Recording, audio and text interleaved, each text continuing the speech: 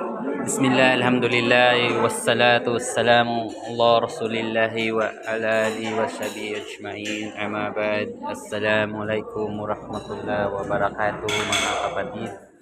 Alhamdulillah, isang matagumpay na Jumaa sa araw na ito at alhamdulillah sa gabay ng Allah subhanahu wa ta'ala ay ito na naman nagtitipon tayo dito po sa Masjid Nor Salima, dito po sa poblasyon Katigbian, Bohol.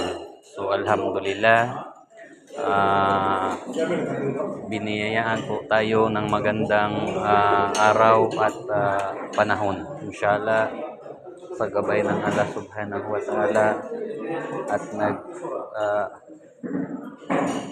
titipon tayo sa araw na ito at meron tayong kunting salo-salo na masarap na pagkain, inshallah.